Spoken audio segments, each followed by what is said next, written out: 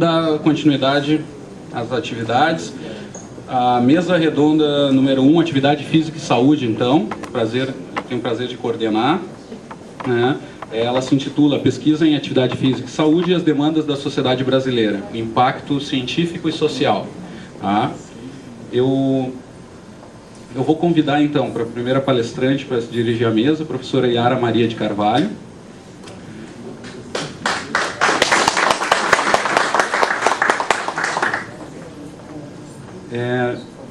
É também palestrante o professor Magnus Benetti, mas eu vou fazer a apresentação depois. Eu não sei como é que foi a outra coordenação, mas aí a gente vai...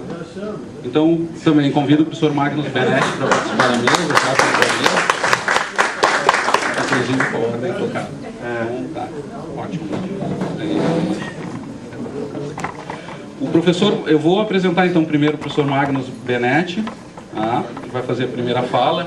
O professor Magnus é graduado em Educação Física pela Universidade do Estado de Santa Catarina, especialista em reabilitação cardíaca pelo Instituto de Coração do Hospital de Clínicas da Faculdade de Medicina da USP, tem formação em Fisiologia do Exercício e Reabilitação Cardíaca pela Universidade de Colônia, na Alemanha, mestrado em Atividade Física e Saúde pela Universidade Federal de Santa Catarina, e doutorado em Medicina, Cardiologia e Ciências Cardiovasculares pela Faculdade de Medicina da Universidade Federal do Rio Grande do Sul em 2005. Atualmente é fisiologista responsável pelo Programa de Reabilitação Cardiovascular da Clínica Cardiosport de Prevenção e Reabilitação, professor de Fisiologia do Exercício e Fisiopatologia nos cursos de Educação Física e Fisioterapia, Reabilitação Cardiopulmonar e Metabólica do Programa de Pós-Graduação, Mestrado e Doutorado, e coordenador do Laboratório de Fisiologia no Centro de Ciências da Saúde e do Esporte da Universidade do Estado de Santa Catarina. Tem experiência na área de Fisiologia do Exercício, com ênfase em saúde, atuando principalmente no seguinte tema: reabilitação cardiopulmonar e metabólica. Vocês, professor Magnus. Bem, boa tarde a todos. Eu gostaria de agradecer o convite da comissão organizadora do evento, em especial ao professor Alexandre. E dizer que é uma satisfação para mim falar pela primeira vez no CBCE. É a minha primeira participação. Eu acredito que é um colegiado que tem muito a contribuir na nossa área, sem sombra de dúvida, né? Eu acho que ele está até mais latente do que atuante, na minha concepção. Acho que a gente podia invadir mais um pouco, disseminar um pouco mais, no sentido de poder a educação física penetrar em outras áreas. Na verdade, é isso que eu estou trazendo para nós discutirmos aqui hoje, já que a minha experiência ela é voltada na área de tratamento e prevenção e tratamento de doenças crônico-degenerativas, em especial as cardiovasculares, pulmonares e metabólicas. Já quero dizer que eu não tenho conflito de interesse nenhum. E a primeira questão que eu gostaria de trazer é a questão da habilitação e da qualificação. Eu tenho um colega da fisioterapia lá do nosso centro que, numa discussão acadêmica, me pôs a seguinte colocação: você não pode trabalhar com reabilitação, que reabilitação é uma palavra da fisioterapia e não da educação física. Aí eu pensei cá comigo, poxa, se reabilitação é uma palavra da fisioterapia e não da educação física, os profissionais que atuam dentro dos presídios, eles deveriam ser fisioterapeutas, né? Porque as pessoas são reabilitadas dentro do presídio. Essa questão é uma questão que envolve a habilitação. E se a gente for ver a habilitação do profissional de educação física e fisioterapia, sobrepor as duas, elas são muito parecidas. Nós temos vários direitos e vários deveres, da mesma forma que a fisioterapia tem vários direitos e vários deveres, eles acabam se sobrepondo. Na minha concepção, o mais importante é a qualificação. E nesse caso, se qualificar para tal independe da sua formação de base, se é profissional de educação física, se é fisioterapeuta, se é médico, ser nutricionista. O que a gente vê atualmente, isso eu posso dizer por experiência própria, já vista o nosso Qualis, né? O nosso Qualis, ele nos obriga muitas vezes a gente submeter os nossos trabalhos a revistas que não têm um impacto tão grande, mas pelo Qualis a gente acaba optando por essa revista. Um exemplo clássico: Revista Brasileira de Medicina do Esporte e Arquivos Brasileiros de Cardiologia, que para a educação física, para a área 21, tem o mesmo peso. E se a gente for ver na medicina, a Revista Brasileira de Medicina do Esporte tem um peso muito menor que os arquivos brasileiros de cardiologia. Resta saber o que a gente quer. A gente quer aparecer aonde? A gente quer aparecer só nas nossas revistas, só para o nosso grupo, só para os nossos colegas nos lerem, nos questionários, a gente quer dar um passo adiante, a gente quer ser questionado por outras áreas, a gente quer ser inquirido por outros profissionais, né? Bem, a tal da reabilitação, né? Esse aqui está invertido, é um mapa da Alemanha, lá da década de 90, século passado, né? Isso aqui deve estar tá muito diferente hoje. Esse era um slide que eu tinha muito antigo, da época que eu tive lá. Aqui ainda existia a separação entre a Alemanha Oriental e Ocidental, como eu falei, ele está viradinho, está deitado. Mas esses pontinhos todos que estão aí são programas de reabilitação cardiovascular na Alemanha. São tocados por profissionais de educação física.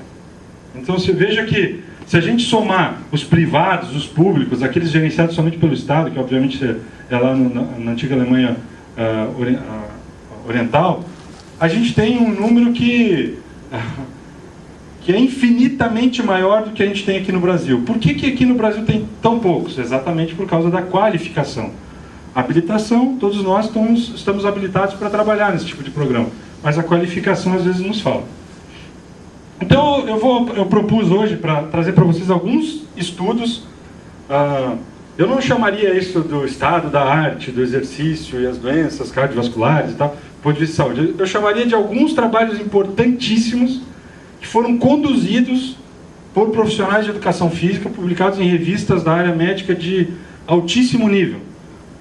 Esses estudos são encabeçados por esses profissionais de educação física. Então, um desses estudos, esse eu chamaria de estudo mãe, na verdade, apesar de não ser encabeçado, não ser o dono do trabalho, não ser um profissional de educação física, da equipe do Dr. Pfaffenberger, eram 7 profissionais, 5 eram profissionais de educação física da Harvard.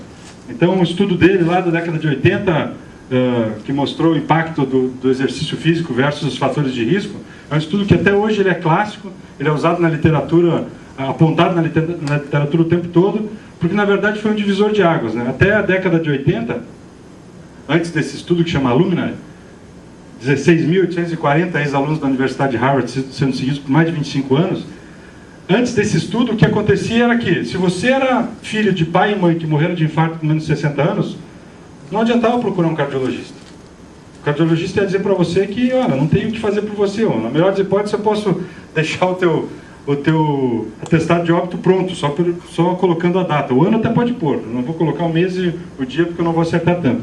Mas depois dos estudos do Pfaffenberger, isso mudou. Na verdade, esse fator, ter ou não uma história positiva tão forte assim, ele passou a ter um valor menos importante, né? Haja visto o que ele observou aqui, né? Veja, o sujeito que faz muito exercício físico, mais de 2.000 quilocalorias por semana, e não tem pai e mãe que morreram de infarto com menos de 60 anos, claro, risco relativo baixíssimo. O sujeito que é sedentário, tem pai e mãe que morreram de infarto, altíssimo. Até aí tudo bem. Mas se a gente for comparar o sujeito que é sedentário e que não tem pai e mãe que morreram de infarto, aqui um risco 0,50, com um sujeito muito ativo que tem pai e mãe que morreram de infarto, esse grupo aqui tem o risco reduzido pela metade. Quer dizer, o sujeito tem pai e mãe que morreram de infarto, mas o fato de se exercitar, ele acaba sendo beneficiado pelo exercício e tendo um risco menor daquele sujeito que é sedentário e se apoia na muleta de ter os pais o pai e a mãe saudável, vivos ainda e não terem um desfecho das doenças cardiovasculares. Pois é, mas até essa época aqui, sedentarismo era um fator de risco. Hoje, veja, olha a importância da nossa atuação. Hoje, o sedentarismo não é mais fator de risco. O sedentarismo tem um risco muito pequeno. Isso é o Interheart, é o maior estudo feito de fatores de risco no planeta. Envolveu mais de 70 países. É o primeiro estudo multicêntrico de fatores de risco. Até então, a gente se baseava no estudo de Framingham, que elencava alguns fatores de risco, que foi feito numa cidade só. Hoje, o Interheart foi feito em vários países, inclusive aqui em Florianópolis, no Instituto de Cardiologia. E o Interheart disse o seguinte: ser sedentário não é o problema. O problema é ter aptidão cardiorrespiratória baixa. Qual é a diferença? Toda. Porque nossos colegas lá do INCOR, o Negrão, eles descobriram o gene da aptidão cardiorrespiratória, né? Hoje a gente sabe que eu não preciso me exercitar para ter aptidão cardiorrespiratória alta. Eu posso ter herdado isso geneticamente. Aquele colega que vai jogar futebol lá, nunca joga futebol, vai jogar um futebolzinho de final de semana com a gente, corre o tempo todo e não cansa. A gente que todo santo dia faz exercício, vai lá, tem que ser substituído a cada 15 minutos porque não aguenta o ritmo de jogo. Então esse sujeito tem aptidão cardiorrespiratória elevada, ele teoricamente, para esse fim, não precisa do exercício, porque ele já está protegido. O sedentarismo deixou de ser fator de risco, mas o exercício físico passou a ser fator de proteção.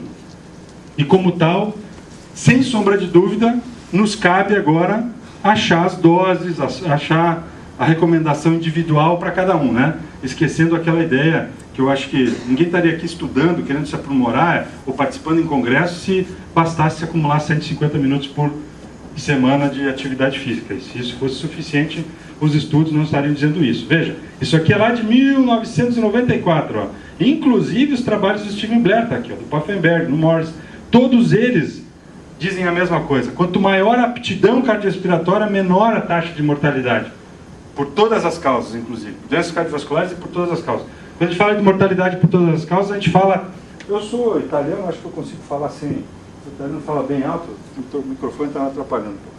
A mortalidade por todas as causas inclui doenças cardiovasculares, pulmonares, metabólicas e câncer, de 4 tipos, né? Os 2 mais importantes em homens e os 2 mais importantes em mulheres, né? Então veja, esse aqui é um outro estudo publicado no JAMA, Journal of American Medical Association, 2013, encabeçado por profissional de educação física, 5.500 sujeitos sendo estudados, onde ele resolveu estudar a relação da aptidão cardiorrespiratória com sujeitos jovens, né, e adultos jovens, e o risco de desenvolvimento de doença cardiovascular. Então veja o que ele fez. Selecionou os sujeitos, a avaliação foi por um critério da CARDIS, que é por teste ergométrico, ele viu alguns critérios da síndrome metabólica, como hipertensão, diabetes, LDL alto e tal. Então veja, o sujeito que tem baixa aptidão cardiorrespiratória e é jovem, comparado com o sujeito que tem uma aptidão cardiorrespiratória mais alta e é mais velho, esse sujeito de menor aptidão cardiorrespiratória e mais jovem tem 2 vezes mais chance de ter hipertensão. Tem praticamente 2 vezes mais chance de ter diabetes. Tem praticamente 2 vezes mais chance de ter síndrome metabólica. Então, o sujeito que está mais exposto ao risco, mesmo sendo muito mais jovem. Nesse mesmo estudo, ele observou que 68% dos obesos tinham baixa aptidão cardiorrespiratória. Ele não está falando de quem era ativo ou quem não era ativo. A aptidão cardiorrespiratória foi medida, independente do quanto que o sujeito se exercitava ou fazia de atividade física por semana. 18% só dos não obesos tinham baixa aptidão cardiorrespiratória. E quando eu aumento a aptidão cardiorrespiratória, isso em 7 anos, eu reduzo em 60% a 50% o risco de diabetes mellitus, que é um dos principais fatores de risco para essas doenças cardiovasculares, e de síndrome metabólica. Síndrome metabólica é algo muito novo, assim, né? Na verdade, eu até acho que é uma doença criada pela indústria farmacêutica, porque juntou 3, 4 doenças e criou uma nova doença. Mas, na verdade, o conjunto dessas doenças, chamadas de síndrome metabólica, elas têm um impacto muito importante do ponto de vista de saúde. Veja isso, ó.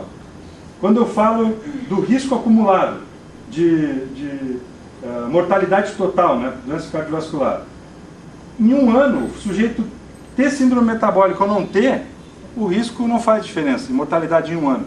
Mas em compensação, conforme o ano vai passando, os anos vão passando, lá em 12 anos, veja a diferença de mortalidade quando o sujeito tem esses critérios que atendem síndrome metabólica. Que é hipertensão sistólica, diabetes mellitus, obesidade central, LDL alto, alguns critérios que vocês já devem conhecer. Então esse é outro estudo também, onde no grupo nós tínhamos profissionais de educação física trabalhando, também publicado no JAMA. Aqui outro estudo impressionante, né? Veja, se a mortalidade é alta, será que de alguma forma a aptidão cardiorrespiratória pode modificar esse perfil? Será que o fato de ter herdado hipertensão, herdado diabetes, herdado hipercolesterolemia, será que eu me expondo ao exercício físico para aumentar a aptidão cardiorrespiratória, eu posso ganhar com isso, já que ser sedentário ou não já não é mais problema? Então vejo que esse outro estudo publicado no Circulation, o Circulation é a revista da área de cardiologia mais difícil de você emplacar qualquer trabalho. Um dia que eu emplacar um lá, eu já me aposento, não preciso fazer mais nada.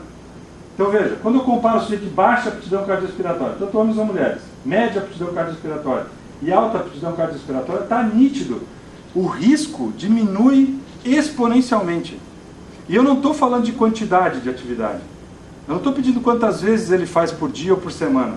Eu estou dizendo que esse sujeito, quando ele adquire uma aptidão cardiorrespiratória elevada, e esses elevados vocês já vão ver que o ideal seria acima de 10 metros. Metros é muito ruim falar, né, mas é o que os trabalhos às vezes nos trazem. Isso torna-se um fator muito importante na condição desse tipo de doença.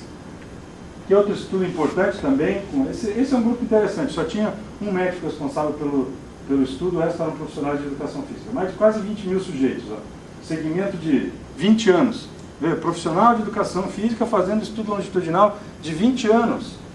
Então, também a ideia foi estudar o efeito da síndrome metabólica em mortalidade em homens, né? Então, veja aqui a mesma história.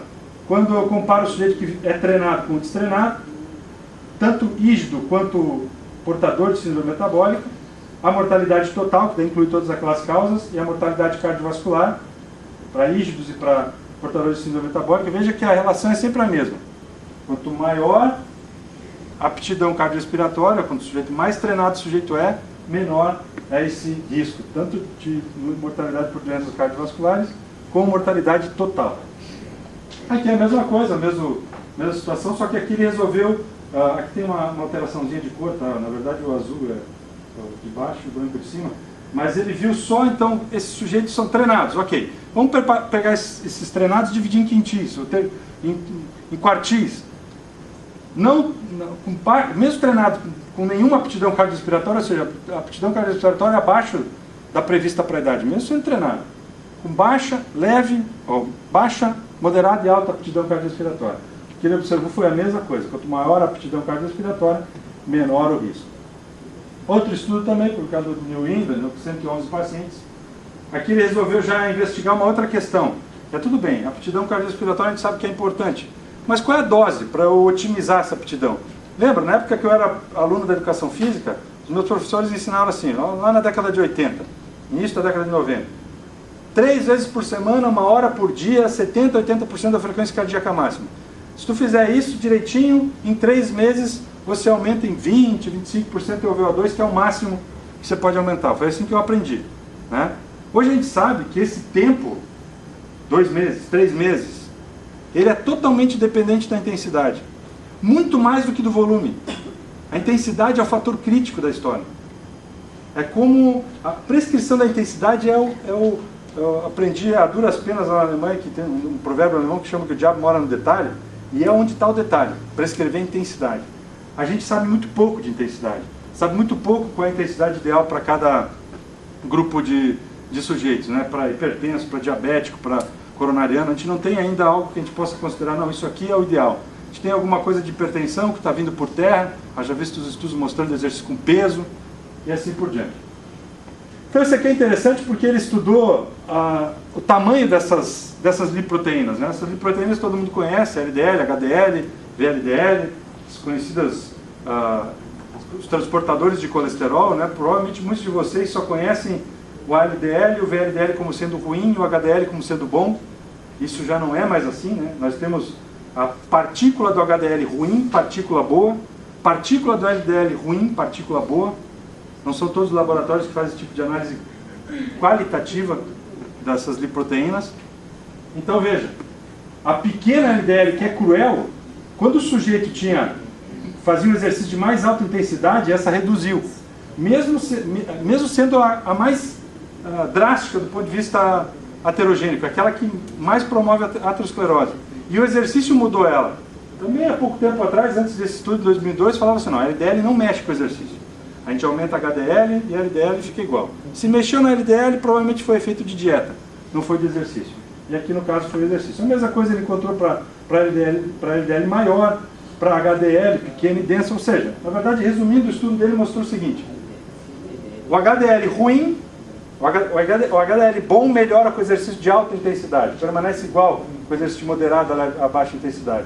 A LDL boa aumenta com exercício de mais alta intensidade, permanece igual ou não se altera com exercício de moderada a baixa intensidade. Aqui também, na verdade é um estudo um pouquinho mais bioquímico, mas é uma proteína importante que induz a lesão, principalmente de infarto. E aqui também a relação dela com a mortalidade, ela é altíssima, quanto maior essa proteína, maior a mortalidade. E o que o exercício tem a ver com essa proteína? Veja, a dosagem dessa proteína em diferentes volumes. Eu não tenho ainda com relação à intensidade, tem com relação ao volume, mas a gente tem que pensar que um volume de 2.300 quilocalorias por semana, perdão, de atividade física, vamos dizer assim, não dá para fazer com qualquer coisa, né? Eu tenho que me expor a uma intensidadezinha razoável. Eu diria que para alcançar isso em 7 dias, eu deveria correr num ritmo razoável 5, 6 vezes por semana, para ter esse gasto energético equivalente a mais ou menos 2.300 quilocalorias. Então essa é a melhor, é a dose otimizada para reduzir essa proteína que tem uma relação direta com o infarto. Eu costumo dizer que existem 2 formas de vender esse gráfico, né? Existe a forma de vender assim, ó, veja, onde é que está a maior diferença encontrada aqui?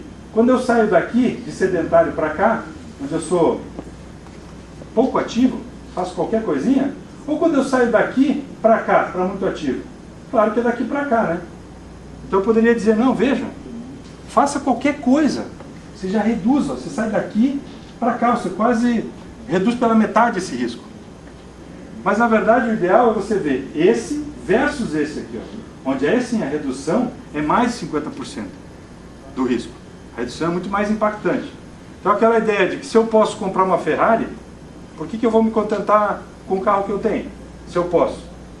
E se eu posso oferecer isso de exercício para o sujeito, seja ele doente, seja ele não doente, ou ele queira se beneficiar do exercício para não ter essas doenças chamadas doenças da civilização, por que eu vou oferecer o mínimo se eu posso oferecer o padrão ouro, se eu posso oferecer a carga ótima? Então a carga ótima acho que é o objetivo. Aqui é um outro estudo também de mortalidade e custos, também no meu caso, eu vou passar rapidamente porque eu acho que eu tenho 5 minutos. Certo? Esse aqui é um estudo impressionante, né? Esse estudo do Jonathan Myers é um dos maiores estudiosos em aterosclerose do planeta. O laboratório dele, ele tem 2 laboratórios, o laboratório da Stanford eu acabei conhecendo. Olha que interessante, o laboratório do Jonathan Myers, cardiologista. Dentro do laboratório tem 2 médicos e 8 profissionais de educação física e um fisioterapeuta, estudando aterosclerose. E olha só o que ele mostrou nesse estudo, que é um estudo clássico, lá publicado também no New England. Independente de eu ser um sujeito saudável, aparentemente saudável, seja lá como vocês queiram chamar, e um sujeito com doença cardiovascular, a aptidão cardiorrespiratória medida em METs, ela se equipara no risco de mortalidade. Veja, sujeito que tem baixíssima aptidão cardiorrespiratória, isso é muito ruim, né? De 1 a 6 METs é muito ruim, sujeito extremamente limitado. Independentemente se ele é saudável, já é doente, se tem um diagnóstico já de doença cardiovascular, pulmonar, metabólica, o risco dele chega a ser até um pouquinho maior para o saudável. Chega a ser um pouquinho maior até para aquele que não tem a doença diagnosticada. Mas, de qualquer forma, isso vai se alterando até o último quintil, onde eu tenho sujeito de alta aptidão cardiorrespiratória, com mais de 10 METs, 12 METs no teste cardiopulmonar de VO2.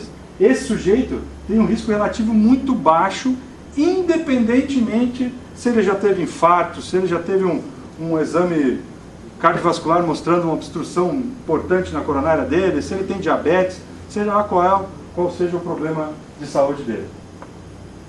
O problema está em tratar os sujeitos de alto risco com exercício, né?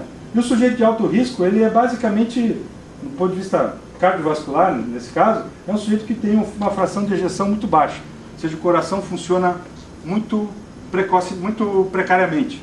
Ele não consegue manter volume sistólico, não consegue manter débito cardíaco. Esse é o sujeito de baixo risco, de alto risco. Mas esse estudo aí, ele denota uma condição assim, putz, mas o coração ruim não pode mudar. Eu não vou conseguir mexer naquele coração ruim. Tem um grupo que estuda insuficiência cardíaca, que seria um caso típico dessa fração de ejeção muito baixa. Estuda a insuficiência cardíaca, o grupo Belardinelli estudou isso durante anos. Vários trabalhos publicados. Em nenhum ele conseguiu mostrar alteração central. Aquele coração passou a ficar melhor. Ele lançava a mão de outros mecanismos, né? O exercício lançava a mão de mecanismos periféricos, melhor da bomba periférica, etc, para fazer o sujeito ficar mais tolerante ao exercício.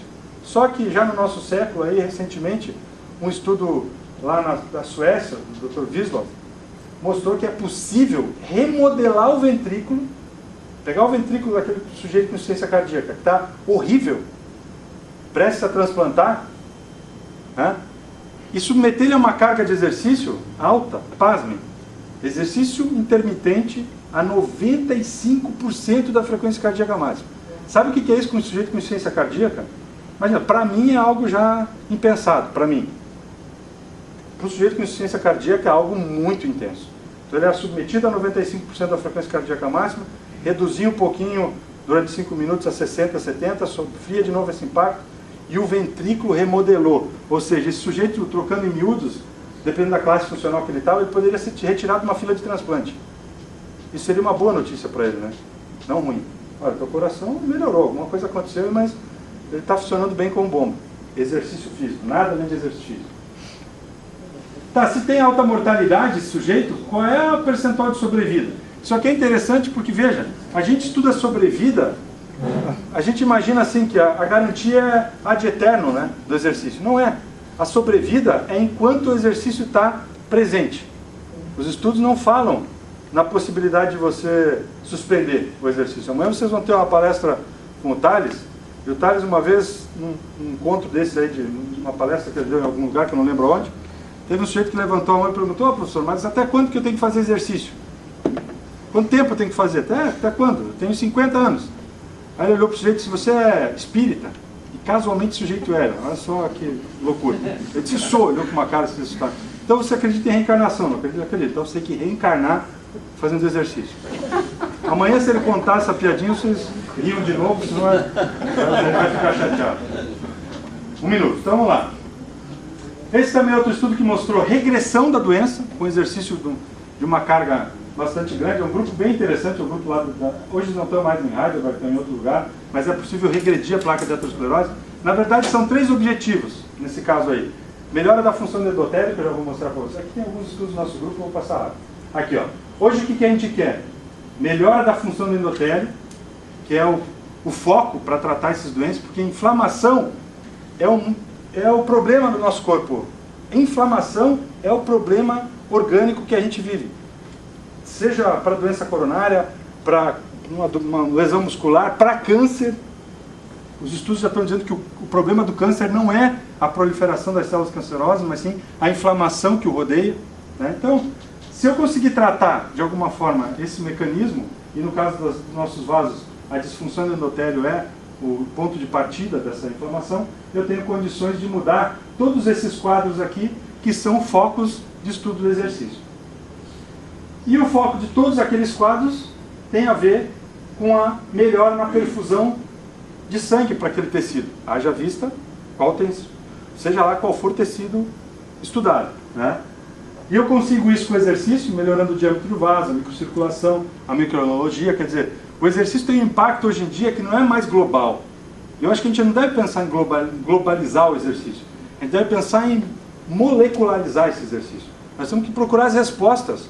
Por que está acontecendo aquilo? O que está acontecendo molecularmente naquela doença, naquele sítio, que o exercício está trazendo um impacto tão positivo? Eu acredito fielmente que o caminho a ser seguido é a gente cada vez mais valorizar estudos experimentais, que muitas vezes não são valorizados. Eu tenho um colega aqui de Florianópolis, da Unesc, que produz muito estudo experimental, e ele é criticado muitas vezes, porque você só trabalha com rato, quer estudar citocinas, não sei, mas é onde a gente tem que ir mesmo. Chega de dizer: faça exercício que é bom para hipertensão, faça exercício que é bom para obesidade. Isso a minha mãe sabe, todo mundo sabe. Fazer atividade física, o exercício é bom. Agora, o que nos falta é chegar para o sujeito e dizer, quando ele pergunta: por que eu tenho que fazer? O que vai melhorar em mim? Tá bom, eu vou emagrecer, mas de que forma que vai emagrecer? Explicar os mecanismos, explicar os aspectos fisiológicos ou moleculares. Isso. Acabou. Isso. Esse aqui é um outro estudo que a gente está fazendo em pré-operatório. Eu só vou deixar um convite para vocês, já passou reto. Convite para conhecer as maravilhas da nossa ilha. Muito obrigado.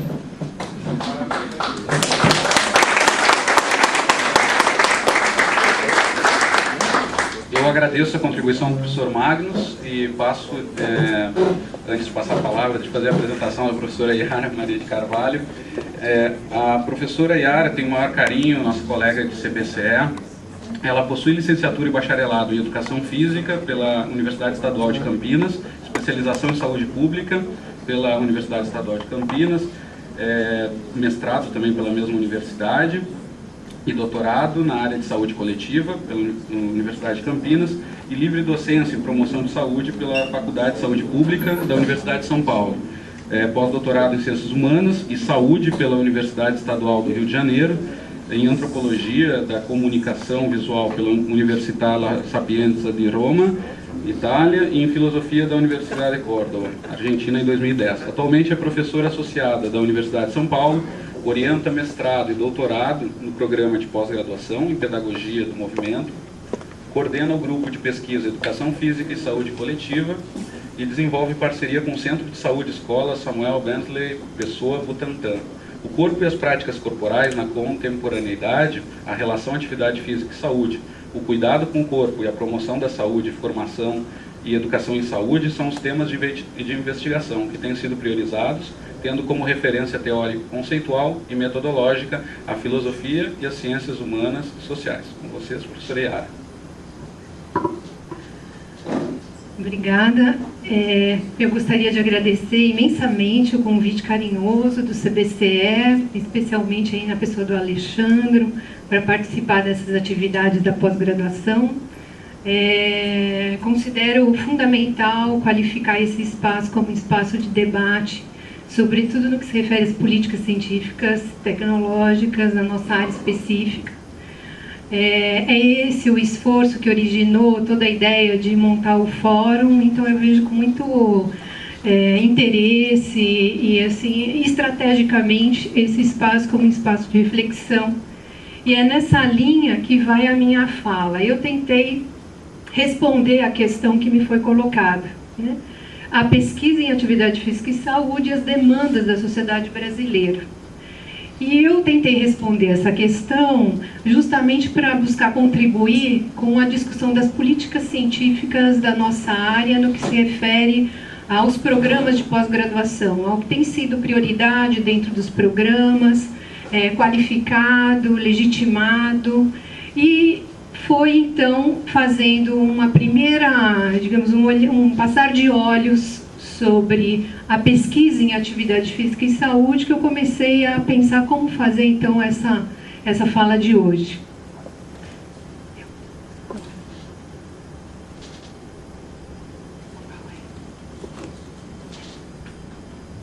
Tem botãozinho ali.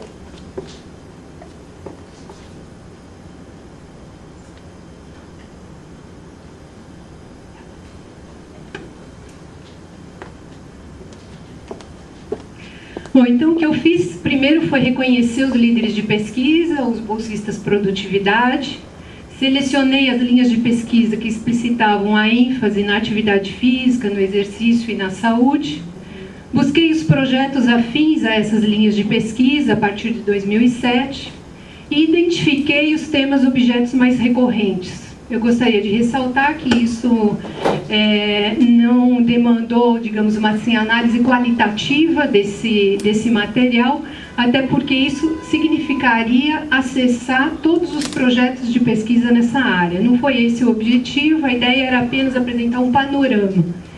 E eu também vou passar muito rapidamente as linhas de pesquisa, elas não são poucas, elas ainda estão selecionadas, né? Mas apenas para mencionar o que está em vermelho estaria diretamente vinculado à ideia de doença. E o que está em azul, o que tem a ver com a saúde.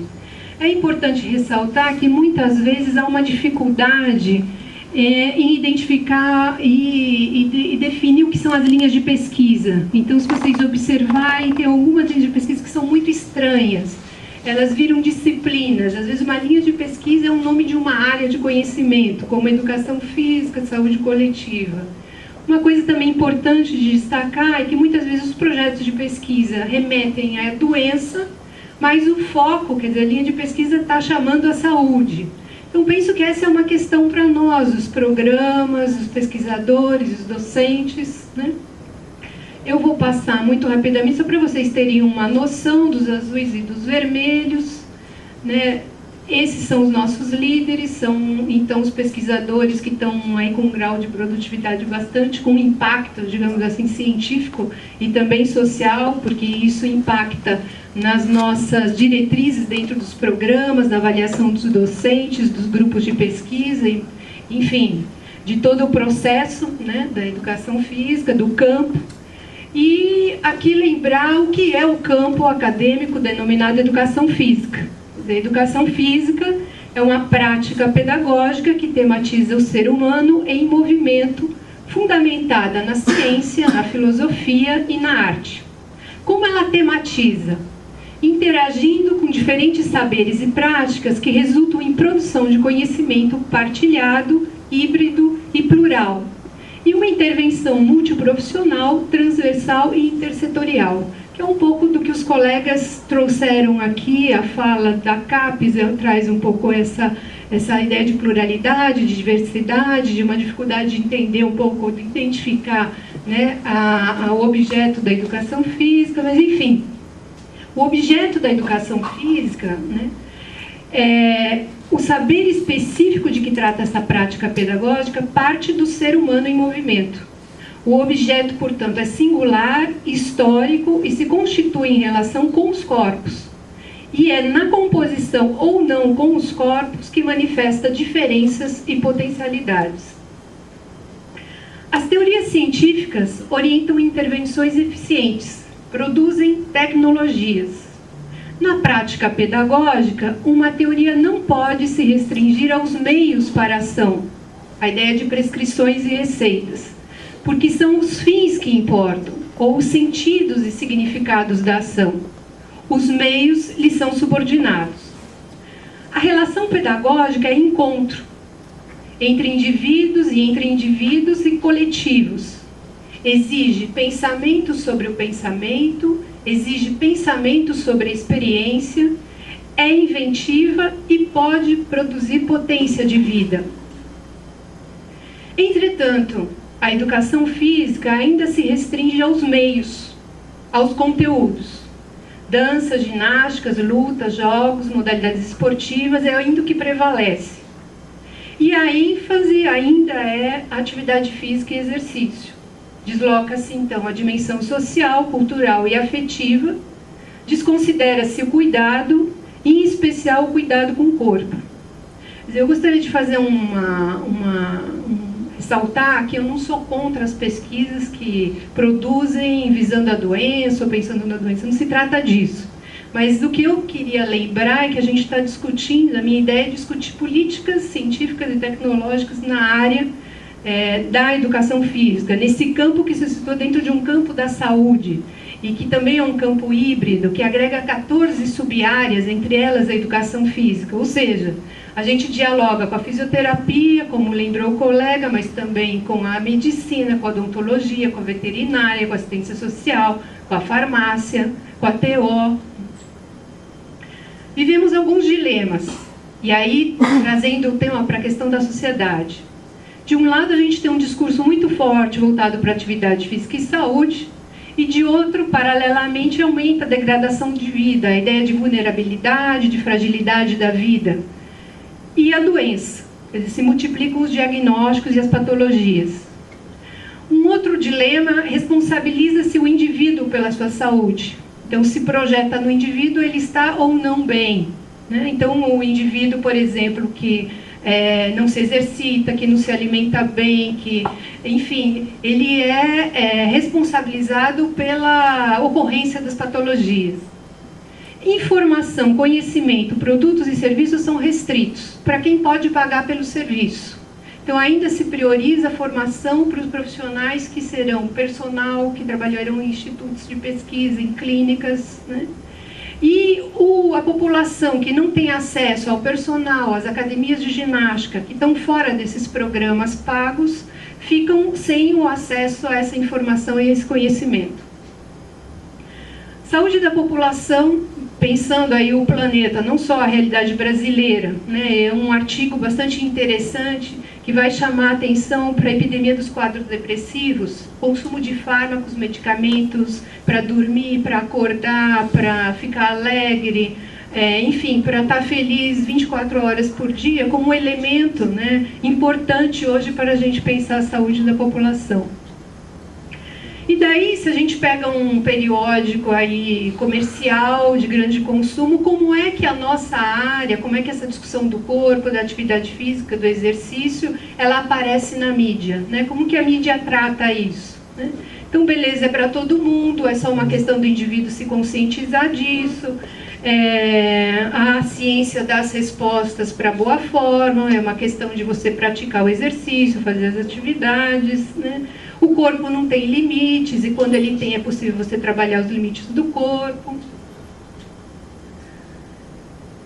E essa responsabilização do indivíduo gera alguns temas que vão resultar no artigo do Teixeira, que é a comprovação do aumento cada vez mais do consumo de fármacos e drogas para aliviar as culpas, os medos, o estresse, né? E a partir de notícias, né, fazendo associações com notícias extremistas, e, enfim, aqui a gente convive com uma situação de vulnerabilidade, de fragilidade da vida, né? A gente se questiona muito sobre o futuro e como atuar nesse futuro, mas as respostas, as orientações, as prescrições, elas não se modificam ao longo do tempo. E aqui uns dados interessantes, a gente tem um remédio eficaz para baixar o colesterol, e esse remédio, por exemplo, já é um dos mais consumidos, né? Está aqui como o remédio mais consumido. Sexo é vício, drogas é vício, comida é vício, cigarro é vício, bebida é vício, né? Que são manchetes bastante... Elas mexem, elas fazem a gente pensar sobre os modos de vida, né? Elas querem mexer com o estilo de vida e comportamento. O que é importante ressaltar é que, ainda que os apelos voltados para a atividade física e o exercício sejam, de fato, pesados e muitas vezes cruéis, a população não pratica exercício físico e nem faz atividades físicas, né? Há algumas hipóteses para isso, né? A gente está buscando comprovar, investigar mais essa questão. Mas duas hipóteses é porque a gente fala que exercício e atividade física é para todo mundo, mas, na verdade, é só para aqueles que podem pagar pelo serviço. E uma outra hipótese é o que a gente faz, essa educação física como uma prática pedagógica, ela não tem qualidade. Cuidar do corpo, cuidar não é um verbo da educação física, né? Cuidado é da cultura do feminino. Isso é uma questão interessante e, do meu ponto de vista, ela reverte uma série de prioridades que têm sido dadas a essa discussão da atividade física e da saúde. Se a gente pensar aqui, um pouco filosoficamente, o que seria uma ética desse cuidado, né? Eu me remeteria a dois trabalhos, um do Renato Giannini Ribeiro, que vai discutir a ética, e outro do Hans Jones, que vai discutir a ética da responsabilidade. O que significa a ética da responsabilidade? A da ação política, que envolve a produção de políticas científicas, tecnológicas e de inovação diretamente comprometida com a intervenção e vice-versa. A da autonomia, mas aqui a autonomia como capacidade de responsabilizar-se pelo presente e futuro dos modos de viver em sociedade. Aqui eu trago um trabalho, provavelmente vocês devem ter ouvido falar desse trabalho, a The Lancet, a revista citada aqui pelo André como uma das com mais alto impacto, convidou colegas brasileiros, importantíssimos pesquisadores da saúde coletiva e da saúde pública do Brasil todo, norte e sul. Nós temos colegas da Bahia, Jairnilson Paim, César Victor, da UFPEL, Rita Barradas, de São Paulo, ou seja, são mais de 20 pesquisadores que se envolveram em 6 volumes, convidados pela The Lancet para fazer um painel sobre o Brasil, a saúde do povo brasileiro, os desafios, enfim. E num determinado momento, no último volume em especial, volume 6, esse grupo faz um chamado, convoca para a ação. E faz um chamado para os governos, são diversos atores que são chamados, mas aqui eu destaquei apenas o chamado para as universidades, instituições de formação, conselhos de saúde e pesquisadores, porque entendi que esses são os nossos colegas, somos nós que estamos aqui. Renovem seus compromissos com o SUS e especificamente com a atenção primária à saúde. Reafirmem seu compromisso em qualificar profissionais, garantindo a atenção de alta qualidade. Revejam os programas de formação de modo a garantir médicos de família e especialistas direcionados ao setor público, em contraste com o foco atual na formação de especialistas para o setor privado. Invistam mais na formação de profissionais de saúde coletiva em nível de graduação. Estou querendo chamar a atenção por meio do trabalho desses colegas, um trabalho bastante exaustivo. Assim, eu recomendo a leitura desse material, porque foi essas questões, né, que eles pautaram e identificaram como prioridades da questão de saúde no Brasil hoje. Ciência, tecnologia, inovação e educação física voltada para a saúde. Exige dos pesquisadores, profissionais e coletivos rever conceitos, saberes e práticas, modos de gestão. Ampliar as noções de autonomia para além daquela ideia de autonomia individual, de você conseguir fazer tecnicamente uma atividade, uma gestualidade. Constituir espaços criativos e sensíveis para a produção de saúde, e aqui eu não estou falando de conquista de saúde. Saúde não se conquista, não se dá saúde para ninguém. O médico não dá saúde, o profissional de educação física não dá. Quando a gente fala em produção da saúde, a gente está falando dos modos de vida. A gente está falando das condições de vida e das condições de saúde, que são coisas diferentes. Qualidade de vida são condições de vida, né? Condições de saúde é a condição biológica dele. Quando a gente fala que as pessoas precisam de trabalho, de lazer, de esporte, precisam de habitação, precisam de, enfim, qualidade de vida, condições, né? Para isso, quer dizer, não se trata só de as pessoas serem empregadas, delas irem à escola, né? Mas uma coisa completamente diferente é você ir na escola e você ter escolhido o curso de formação para você, né? É você morar aonde você considera que é melhor morar, quer dizer, completamente de você ter a moradia. Tem uma qualidade, tem uma natureza dessa discussão que penso que a educação física tem deixado isso de lado. Exige conhecer as políticas públicas de saúde. Nós estamos no campo da saúde. Não é possível pensar em intervenção em política sem pensar em dialogar com aqueles que estão pensando a aproximação, por exemplo, entre o serviço e a universidade, o serviço e o usuário, né?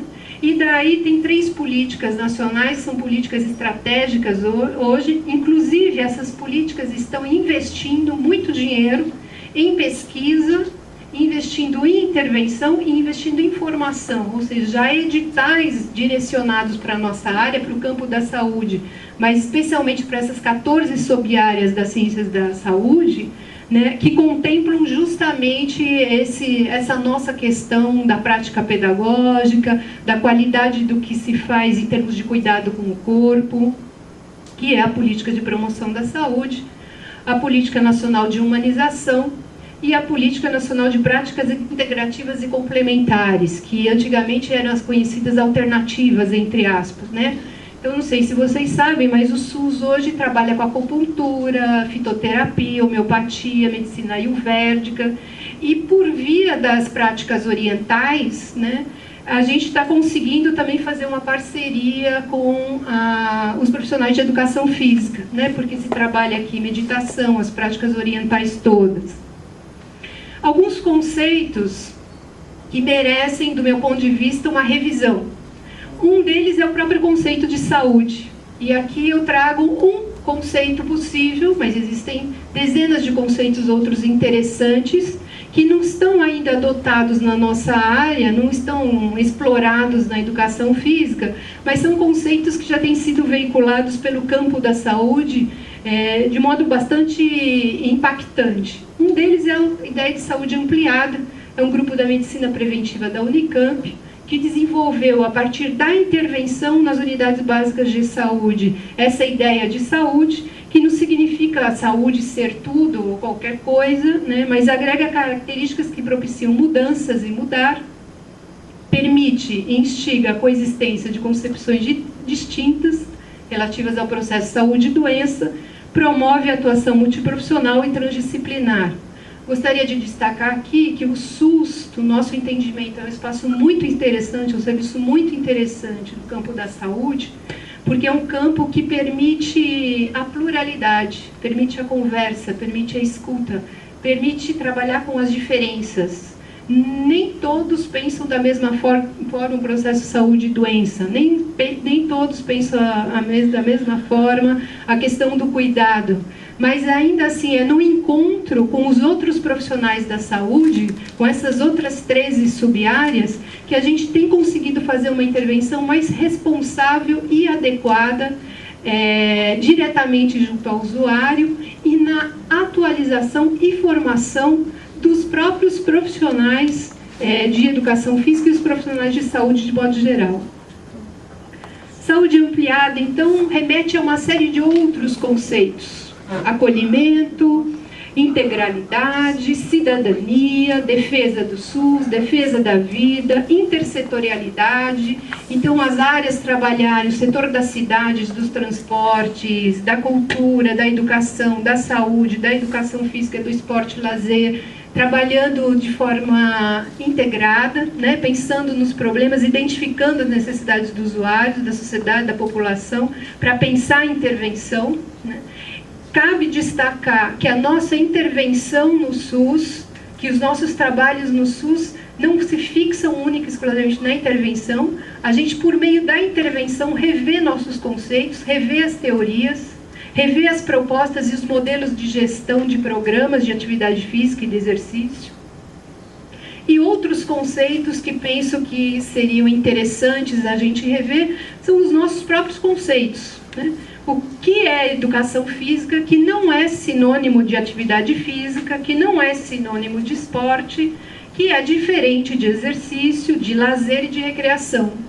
Os profissionais da saúde, a gente identifica que eles trabalham com esses conceitos como se fossem sinônimos. Penso que nós, profissionais da educação física, temos a tarefa de responder a essa opinião de senso comum, né? Essa compreensão de senso comum. Se não fizermos isso, se continuarmos repetindo essa ideia de que essas coisas são as mesmas coisas, não conseguiremos reverter e qualificar essa educação física como uma prática de encontro, de conversa, de escuta, né? Diante do impacto científico da produção de conhecimento e da relevância social da educação física, o que podemos fazer? Então, se a gente pensar no campo da saúde, se a gente pensar no único sistema de saúde que nós temos, o SUS, nós temos aí algumas estratégias que já estão em curso, inclusive abrindo o cenário, campo profissional, mercado de trabalho para o profissional de educação física. Hoje os profissionais de educação física já estão dentro do SUS, já estão sendo contratados, já tem espaço de intervenção, enfim, qualificado. E o que a gente busca é justamente uma proximidade e uma valorização tal qual existe para as outras áreas profissionais desse campo específico. Mas o programa Saúde da Família, que o professor Juarez se referiu aqui, a residência multiprofissional, os profissionais de educação física já estão fazendo residência, tal qual os médicos. Isso é uma coisa interessante, ganham a mesma coisa que um médico recém-formado, né? Isso também acho que é um avanço à medida que nós, profissionais de educação física histórica e tradicionalmente ficamos submissos à figura do médico na nossa área.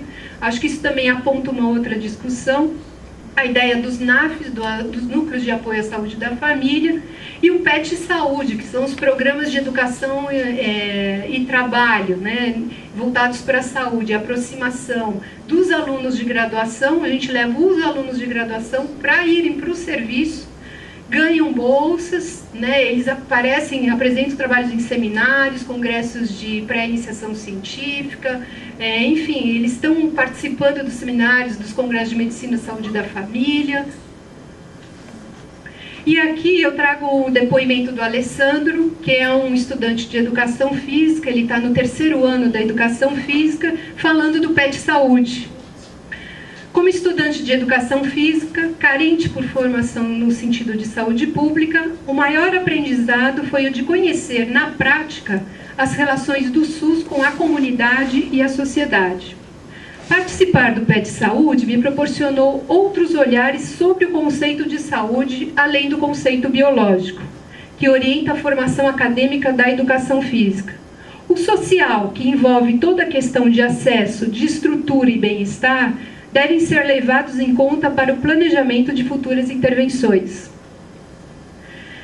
Participar das atividades na Unidade Básica de Saúde foram fundamentais para conhecer a relação entre os profissionais da saúde e a comunidade, e isso nos faz repensar nosso verdadeiro papel na sociedade. Só é possível no SUS, diz ele, perceber que o nosso papel como educador físico não é apenas o de estimular o gasto energético, mas também o de descobrir ou de pensar o verdadeiro significado do corpo. O desafio não está apenas em agir em um lugar onde poucos se conhece, mas pensar o agir como poucos o fazem, pois na atenção básica de saúde a realidade que se instala é outra da que estamos acostumados dentro de serviços que envolvem outros princípios que não o do SUS. Para finalizar, uma educação física que contribua para o campo da saúde e, em última instância, a defesa da vida, precisará produzir conhecimento, formação e intervenção que resulte do diálogo entre áreas e linhas de pesquisa e da aproximação com os serviços de saúde. Precisará definir e priorizar temas articuladores que favoreçam o debate e a pesquisa entre as ciências naturais, humanas e sociais.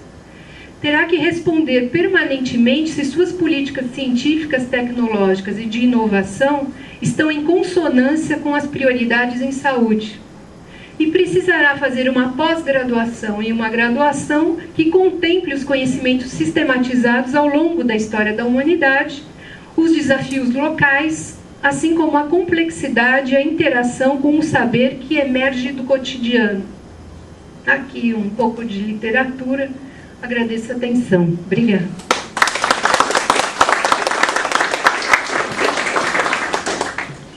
Quero agradecer a contribuição da professora Yara e, bom, fazer uma... agora, na segunda parte das perguntas, eu vou fazer uma atitude um pouco deselegante, né? Devido à questão de tempo, coube a mim ter a tarefa difícil de limitar as perguntas. Vou limitar apenas em 2 inscrições, peço desculpas aos colegas, por questão de tempo. Então fica aberta as inscrições e eu queria, durante esse tempo, já aproveitar e fazer uma fala bem rápida, né? É o prazer de ver nós conseguirmos, depois de muitos anos, dentro do espaço do CBCE, nós conseguimos colocar em mesas problemas dos campos de intervenção nossos sob prismas tão diferentes, né, que durante muitos anos ficou desligado. E a nova tentativa de aproximação, né, isso aqui é uma clara sinalização para essa tentativa, é uma caminhada, né, então essa caminhada é longa, mas eu acho extremamente interessante, né, a colocação, a fala qualificada do professor Magnus, né, excelente, pesquisador de alto nível, com as contribuições da pesquisa do campo biológico, as contribuições ao campo da saúde, né, e a fala da Yara realmente trazendo também a problemática da saúde, questões da saúde pública, né, os conceitos gerais dos problemas com a saúde que nós temos que nos deter, extremamente interessante. Fica uma missão, e não é um questionamento que eu vou deixar para o público, mas a questão de como nós pensarmos essas possibilidades em conjunto. E 2 elementos só que eu queria trazer, muito rápido, mas uma delas é, devido a esse carrossel de programação que o presidente de um colégio brasileiro de ciência do esporte tem, eu vou me aproveitar e, até ontem, eu estava no Fórum Interconselhos do Governo Federal, né, que define as prioridades do plano plurianual do Governo Federal de 2012 a 2015. E dos macro desafios do Governo Federal é a questão de saúde, claro, né? E nós, como representantes do Conselho, o CBCE, dentro do Conselho Nacional de Esporte, né? E o Conselho Nacional de Esporte, então, representado, e aí um papel interessante do CBCE nessa discussão com outros conselhos da saúde, educação, etc., aparece lá um macro desafio da saúde. E o que a gente nota naquele plano plurianual, no PPA, é realmente a ausência de programas temáticos, apesar de saber que o governo tem, né? Mas naquela proposta, a ausência de propostas de saúde avançadas, né? Ainda realmente uma colocação muito forte na visão ainda de saúde, de, bom, resolver as questões de doença ou realmente resolver comprar mais ambulância, ao invés de fechar o cerco lá da montanha, aquela visão ainda um pouco antiga. Então, realmente, como é forte essa questão das políticas públicas, nós estarmos participando, né, e o CBCE está atento a isso e quer começar a participar, inclusive com o FINEPAS, né, que é uma federação lá de instituições de ensino no campo da saúde. Então, algumas estratégias é essa, e a outra é esse exercício que a gente vem fazer hoje. A outra colocação que eu queria deixar é sobre a nossa necessidade eu faço pesquisa também com modelos animais, né? E eu me coloco, eu sempre fico naquela crise, né, às vezes de identidade. E aí, será que eu estou na educação física, daqui a pouco não vou ser mais? E eu não sei, eu acho que nós temos eu tenho uma opinião sobre isso, que é, além da questão da tolerância, etc., do campo, né, do trato com conhecimento, entre áreas e conhecimentos diferentes, mas a gente encontrar um caminho, a gente conseguir dividir a nossa produção de conhecimento numa pesquisa básica e aplicada, e conseguir ainda se assumir numa identidade. Eu sei que isso é uma visão um pouco clássica dos campos científicos, né, mais tradicionais, mas eu acho que é uma saída ao menos provisória, né? Então eu deixo essa colocação. Mas vamos para as perguntas, pessoal.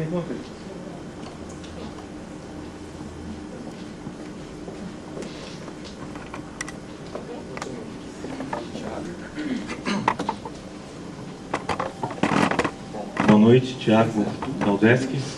Queria me dirigir ao professor Magnus e serve também, gostaria que a professora Yara comentasse. Durante a fala, professor, foi vendida a ideia de separar, né, o sedentarismo da aptidão cardiorrespiratória, e eu concordo com a fala quando o professor fala que qualquer atividade não serve, que precisaria ter intenção para fazer o exercício físico. Entretanto, por associação, a gente entende que tornar a pessoa ativa seria um mecanismo de tornar também, melhorar a aptidão cardiorrespiratória. Então, gostaria de saber, do ponto de vista prático, qual a necessidade, quais as implicações de separar epistemologicamente a questão da aptidão cardiorrespiratória, pensando, nesse caso, na população de massa, né, que não tem acesso à prevenção e que não tem acesso à reabilitação. Então, a ideia é até que ponto, do ponto de vista, eu entendo a necessidade de especializar e saber, né, as especificidades da aptidão cardiorrespiratória, mas para a população geral, né? Segunda pergunta. Mais alguém, gente? Você já faz as duas? Não?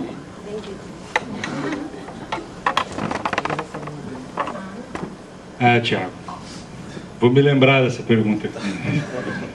Na verdade, eu vou... A gente quer colocar aqui hoje. A gente é culpado porque a gente passa no sinal vermelho. A culpa não é do governo, que tem trombadinha ali na esquina, e se você para o carro no sinal vermelho, o cara pode vir te assaltar e tu é obrigado a cruzar o sinal vermelho. Você é culpado porque você é gordo, mas, eu tive agora, recentemente, ano passado, nos Estados Unidos, na época, bem na crise, e as empresas que mais cresceram suas ações foram as de junk food, de comida desses McDonald's da vida, porque é o que o sujeito pode comer. Aí o sujeito é culpado porque ele tem que comer aquilo? Não é culpado porque ele tem que comer aquilo, né? Eu sou culpado e vou ter que pagar lá minhas multas. Eu não poderia, seria mais interessante, por exemplo, historiar minha vida como motorista e, 1 ano sem multa, Magnus, 10% a menos do teu IPVA. 2 anos sem multa, Magnus, 20% a menos do teu IPVA. 5 anos sem multa, você não precisa mais pagar IPVA, Magnus, sabe? A gente acaba sendo culpado. Então, eu acho que o que falta para a gente é diagnosticar a situação. A gente não tem diagnóstico. Nos Estados Unidos existe um diagnóstico, classifica a população lá em pré-contemplativa, ativa, aquilo que vocês já ouviram, né? Então, eu acho que tem como intervir. Sem sombra de dúvida, tem como intervir. Claro que eu parto do preço. Como é diferente, né? Eu trabalho com uma situação assim de pequenos grupos. Eu até, depois da palestra da professora Yara, eu fiquei até me perguntando se é justo, né? Às vezes você separar lá no programa de habitação da UDESC 200 sujeitos, enquanto 30% da população de Florianópolis é hipertensa. Onde é que estão os sujeitos fazendo exercício? Ou fazendo alguma coisa de alguma forma melhorar a sua vida, a sua qualidade de vida, a sua saúde, etc. Então, eu não saberia te responder. Quando tu colocou epistemologicamente, aí sim que me complicou a minha resposta. Mas eu acho que a gente tem que dar um passo de cada vez. Florianópolis hoje, reconhecidamente, é a capital do Brasil em termos de exercício para essas populações doentes. Que, de alguma forma, é importante o exercício para eles. Eu acho que, com certeza, é muito mais importante se abranger, de um modo geral, a saúde de tudo, a saúde de um modo mais amplo. Mas aquele que infartou, ele também quer resolver aquele problema. E, às vezes, resolver aquele problema é passar pela nossa mão, inevitavelmente. Eu queria só comentar rapidamente essa questão, Tiago, porque eu acho assim, aqui tem um viés da minha apresentação. Eu peguei os líderes de pesquisa e os bolsistas produtividade.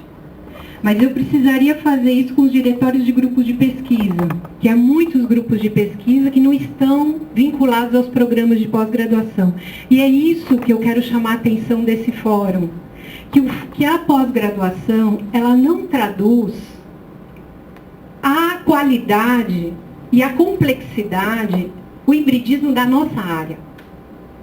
Então, tem muitos colegas que estão fazendo experiências, aproximações com outros campos do conhecimento, com as neurociências, nós da saúde coletiva, das humanas, fazendo aproximações com as neurociências, com as biológicas, e conseguindo fazer intervenção junto à população carente do entorno ali da Universidade de São Paulo.